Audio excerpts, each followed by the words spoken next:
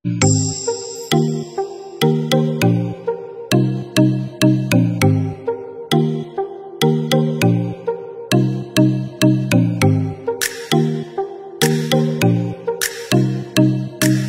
guys, no? So gagawa tayo ng vegetable sisig. So ang gagawin ko, gagamit ako ng repolyo. Then ang gagamitin ko ay ito, Argentina. So ito ang gagamitin ko. So giniling ang gagamitin ko para sa ating gagawing sisig. 3 binili ko. So wala kasing malaki. Tara, samahan nyo ako at tayo magluluto ng vegetable sisig na may repolyo. Let's go! Ito yung mga gagamitin natin, repolyo, sibuyas, chicharon, tsaka yung ating Argentina giniling. Yan. Ginayat ko na yung ating repolyo. Turn this into this.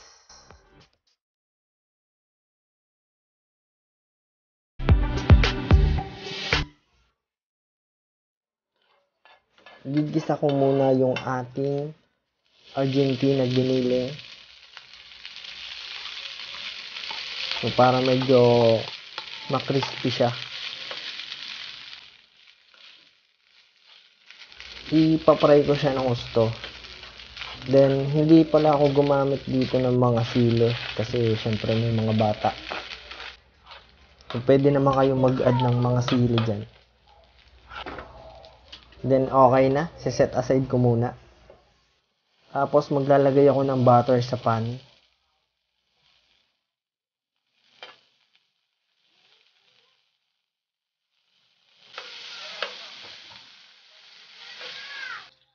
Ilalagay ko yung ating ginayat kaninang sibuyas. Next, yung ating bawang. Tapos, ibabalik ko yung ating giniling.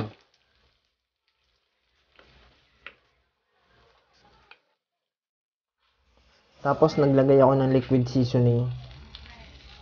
Mga kapogs, ito lang nga pala yung nilagay kong pampalasa. Wala na akong iba nilagay. Then, eto, lalagay ko na yung ating repolyo. Medyo malasa na kasi yung ating giniling, kaya hindi na ako nag-add ng mga pampalasa. Then, bubudburan ko lang siya muna ng kaunti.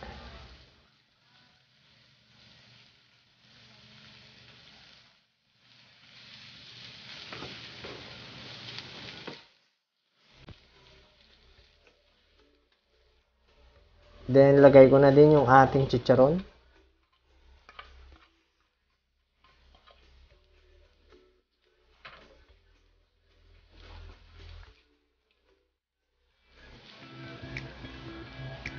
Tapos yun, okay na. Luto na yung ating sisig na may repolyo.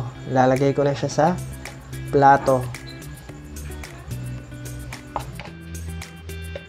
Then, pwede na siyang pang-ulam. Nakakagutom na tuloy. Tara, kain na tayo mga kapogs. Let's eat!